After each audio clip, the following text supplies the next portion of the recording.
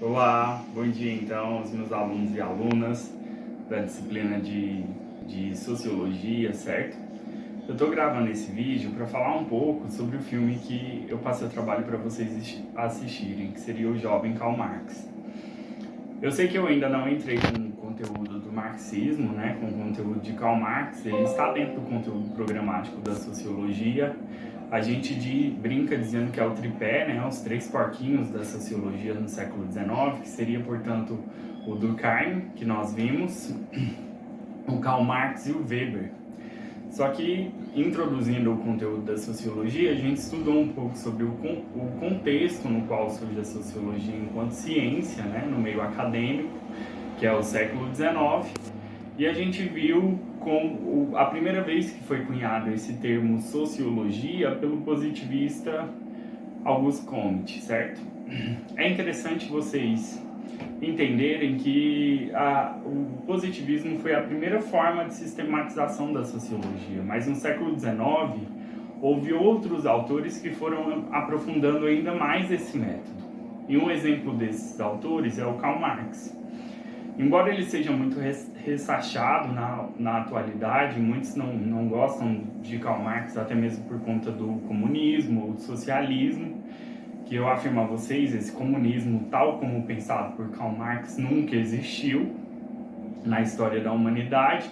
Ele ficou apenas no campo utópico, certo? Ficou apenas no campo das ideias. Mas o interessante é que Karl Marx ele consegue traçar uma crítica, ou seja, uma análise. Crítica aqui é no sentido de análise, não no sentido de falar mal, de julgar, mas no sentido de construir uma análise mesmo sobre o capitalismo do seu período, que é o capitalismo industrial. E a gente tem que pensar, e foi esse o propósito de eu pedir para vocês assistirem o filme e fazerem as análises, certo? Que o contexto em que Marx está escrevendo é também o contexto que a sociologia surge enquanto ciência, que é o contexto da Revolução Industrial, um período de extrema mudança na sociedade. Muda-se então o modo de produção e muda-se também a concepção de trabalho. O homem sai, existe o êxodo rural, ou seja, a migração do homem do campo para a cidade, causando uma explosão demográfica propriamente dita, e nessa explosão demográfica vem junto uma falta de estrutura para receber todas essas pessoas, vem uma profunda miséria na sociedade europeia do período, vem também a prostituição, certo? É interessante a gente pensar que quando surge o capitalismo industrial, quando estoura o capitalismo industrial ali na Grã-Bretanha, e se a gente está falando do contexto do século XIX, a gente já estamos falando de um contexto em que está quase surgindo a segunda revolução industrial nos Estados Unidos, na Europa e no Japão, que seria pelo modelo fordista, mas Karl Marx está inserido nesse momento do século XIX, que é o momento que surge a sociologia enquanto ciência. E por isso é interessante a gente pensar ele, certo? A gente pensar esse filme que mostra esse contexto. Eu deixo claro que o filme não era obrigatório, porque eu sei que tem gente que, por preferências políticas, entre outros motivos, prefere não assistir um filme como este.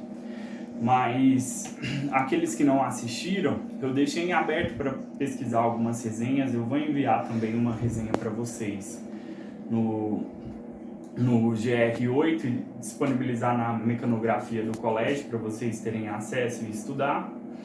E também tem no livro didático, né? Eu estou sem o livro didático de vocês, eu não recebi a minha versão, o meu exemplar, mas quando eu peguei um livro de um aluno e dei uma folheada, eu vi lá que tinha o conteúdo de Marx. E como eu falei, ele é fundamental para a filosofia, porque ele, junto com Weber e Durkheim, sistematizaram esse método da sociologia, o que deu o caráter de ciência para a sociologia. O método marxista, ele é interessante porque ele é muito aproximativo da filosofia. Ele tem a filosofia como fundamento. Então Marx ele bebeu muito em Hegel para formular suas teorias, inclusive sobre o materialismo histórico, né? O materialismo histórico. O que é esse materialismo histórico dialético que as pessoas tanto falam? a grosso modo, de uma forma bem simples para que vocês possam entender, o materialismo é a materialidade em si, é a concretude que está dentro da sociedade, certo? Até então existiam pensadores idealistas, como por exemplo Marx vai criticar Hegel nesse ponto, que acreditavam que a sociedade se transformava por meio das ideias. Então as ideias eram responsáveis por fazerem os homens transformarem a sociedade. O materialismo histórico-dialético de Marx e Engels, e aí eu preciso falar também sobre a figura de Engels para vocês, ele é interessante porque ele vai dizer que não, que a sociedade ela muda conforme as bases, a materialidade social. O que é essa materialidade social? São as relações sociais, as relações de produção, ou seja, o modo como a sociedade produz riqueza, o modo como a sociedade produz mercadoria, o modo como a sociedade trabalha. São essas relações em si que vai fazer a sociedade se transformar, a sociedade modificar. Um exemplo dessa, e é dialético por quê? Porque ele considera que no capitalismo industrial existiam, portanto, no mínimo duas classes ali. A classe burguesa, que seria os donos dos meios de produção. O que são os meios de produção? São justamente a fábrica ou as ferramentas que permitem a produção, que fazem com que ocorra a produção, certo? Esses, a grosso modo, são os meios de produção, os meios que geram capital. E então, esses meios de produção e o modo de produção, que os burgueses detêm esses meios de produção. São eles os donos do meio de produção e são eles que contratam também o trabalhador, que abstraem do trabalhador a mais-valia. Eu vou falar mais aprofundado esse assunto depois, mas mais-valia, basicamente, ela é a diferença de tudo que o trabalhador produz com aquilo que ele recebe. E aí, quando a gente fala de mais-valia, a gente fala também de alienação. A alienação, a palavra no seu sentido latino, ela quer dizer fora de, ela quer dizer externo a, certo? Então, alienação nada mais é do que o fruto do trabalho do trabalhador que é alienado, que é retirado dele. Então, por exemplo, um trabalhador mesmo um trabalhador que ganhe muito bem, um trabalhador que ganhe cerca de 30 mil por mês numa fábrica ou numa indústria, certamente para ele ganhar esse valor, ele gera no mínimo o dobro para a empresa. Porque senão não seria interessante para a empresa contratar um trabalhador nesse valor de mão de obra. Então, basicamente, a mais-valia é o lucro que a burguesia abstrai, ou seja, tem por meio do esforço do trabalhador. Isso seria a mais-valia. E essa mais-valia, esse lucro, ele também é alienação, porque o trabalhador não tem acesso ao fruto do seu trabalho, a tudo aquilo que ele produz. Ele é alienado disso, né? Então a burguesia é esse, quem detém os meios de produção. E a outra classe seria o proletariado, que é justamente a classe explorada, é a classe trabalhadora. E ele fala nesses termos de exploração porque vocês devem recordar do conteúdo de história, sobretudo da Revolução Industrial, que é um período em que existe uma exploração extrema do trabalhador. Não existiam esses direitos trabalhistas tais como a gente tem hoje, com direito a férias, 13º, descanso remunerado, trabalhar apenas 8 horas por dia, 44 horas semanais. Eles chegavam a carga horária de 16 horas por dia. E a gente está falando de pessoas que eram inclusive crianças trabalhando em fábricas. Crianças de a partir de 7 anos já podiam trabalhar na fábrica. E não tinham, o intervalo era no máximo 15 minutos, não era uma hora de almoço. E tinham que estar sempre focados nesse trabalho. Eles trabalhavam em condições insalubres, o salário era apenas para poder comer. Muitas vezes eles moravam em casas cômodo, ou seja, morava dentro de um cômodo apenas uma família inteira. Então eles tinham condições bem ruins de vida mesmo. Em contrapartida, a burguesia vivia no luxo. né? E o exemplo disso mostra no filme que é o próprio Engels. O Engels, ele era um companheiro de Marx, se torna amigo de Marx, sobretudo por conta das ideias, mas o Engels, ele era um cara que era filho de um burguês, ele era filho de um dono de indústria. E ele não concordava com a exploração como era dada no filme. Não sei se vocês se recordam, mas no filme ocorre um fato de uma criança cortar as mãos, perder as mãos, os dedos, não me recordo muito bem, numa fábrica. E aí essa criança é penalizada, eles não prestam assistência a essa criança. E o discurso justamente do pai do Engels, que era esse burguês, é o seguinte: olha, ele machucou porque ele não estava concentrado, não prestou atenção no seu serviço. E veja, a gente está falando de uma criança. E o pai do Engels fala que isso sirva de exemplo para que vocês mantenham a concentração durante o período de serviço de vocês. E a gente está falando de 16 horas de concentração para uma criança. Não sei se vocês sabem, mas já no século XX, quando veio a lei proibindo na Inglaterra, por exemplo, o trabalho infantil, 50% da população britânica que trabalhavam nas fábricas eram crianças. Então isso simbolizava, até teve um debate de Engels com outro industrial, e o Marx estava presente, isso no filme, O Jovem Marx, no qual Engels estava justamente debatendo sobre isso, sobre o trabalho infantil.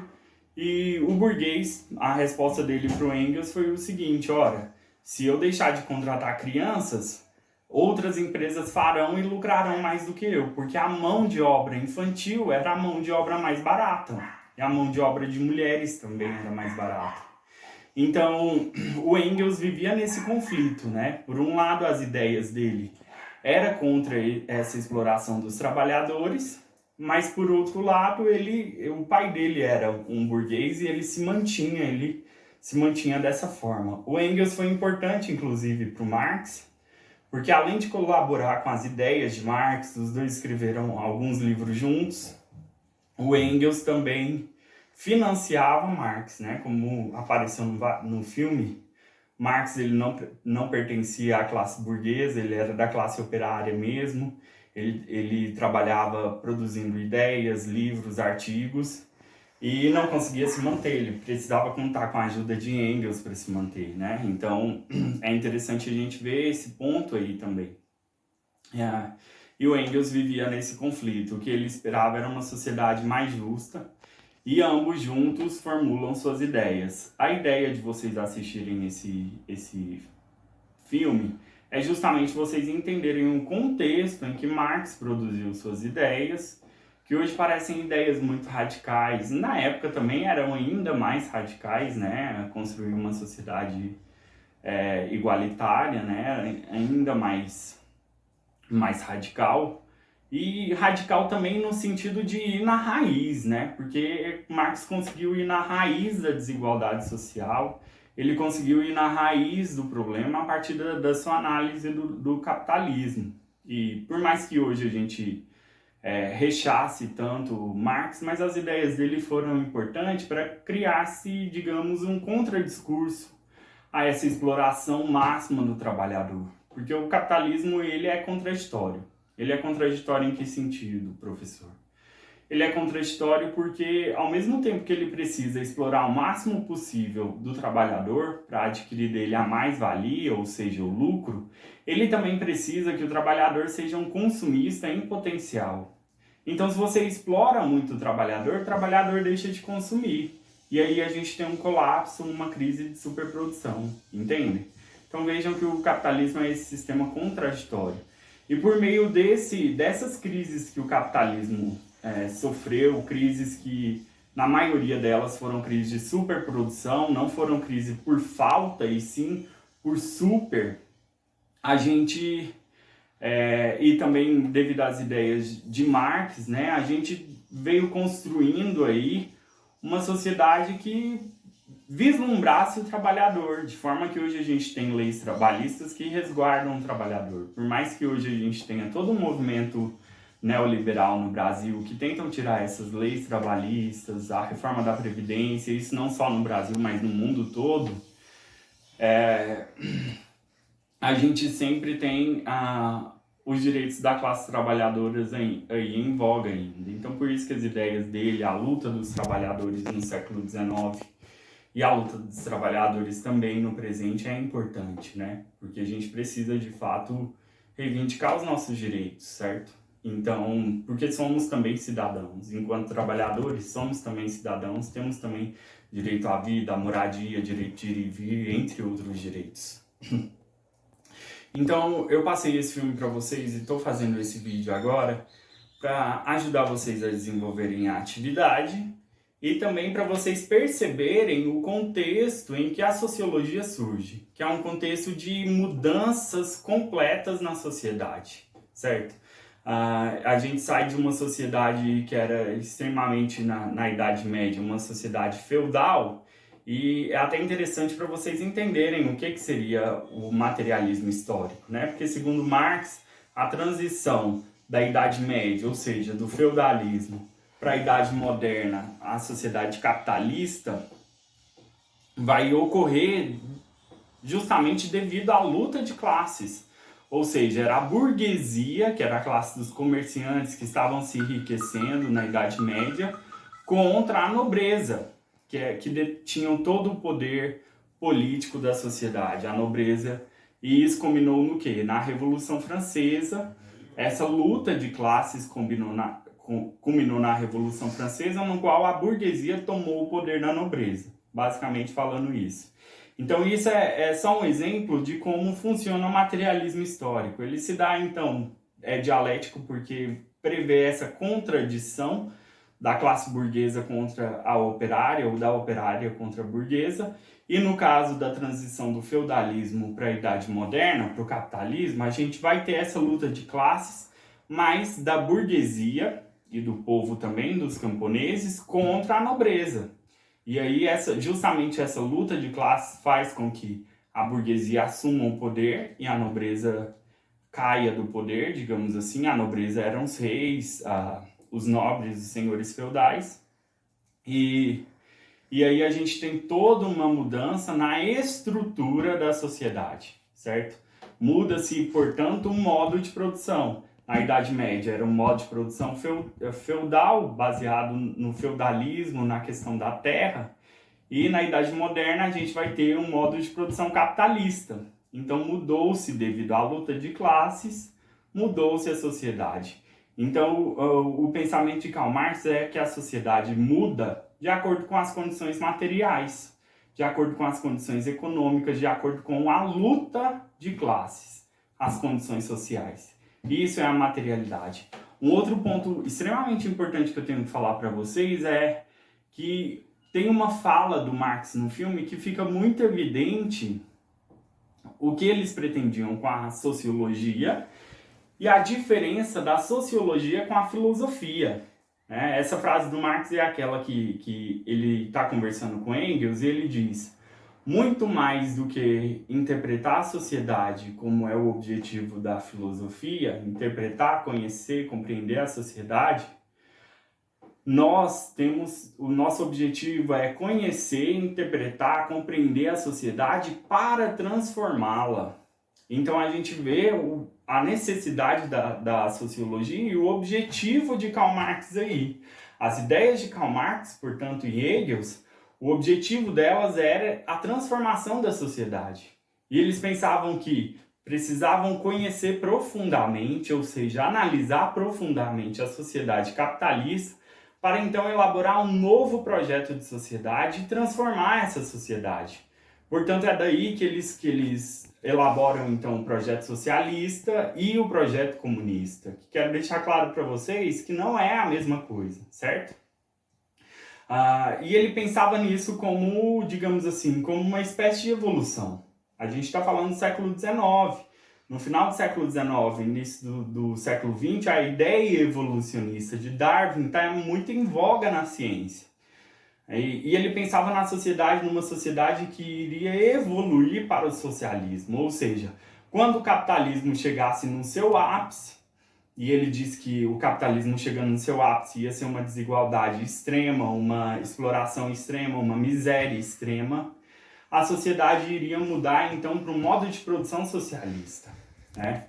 No qual o proletário estaria no poder do Estado, e o proletário seria então responsável por dividir igualmente a riqueza que é produzida pelos trabalhadores, ou seja, a gente iria ter uma classe social. E depois dessa instância do socialismo é que haveria uma nova evolução para o comunismo. O comunismo já seria a ausência de classe social. Não teria mais classe social. E por isso que eu afirmo para vocês que a sociedade nunca chegou nesse ponto comunista. E que o socialismo que foi empregado, por exemplo, na União Soviética, ou mesmo em Cuba, China, entre outros países, foi, na verdade, o socialismo real, que se difere do socialismo científico pensado por Karl Marx. Ouso dizer que foi um capitalismo burocrático. Os autores mais recentes da sociologia vêm dizendo isso, sobre capitalismo burocrático. Mas isso é tema para a próxima aula. Fiquem atentos, então, portanto, no G8 e no material que eu vou enviar para vocês, ok? Muito obrigado.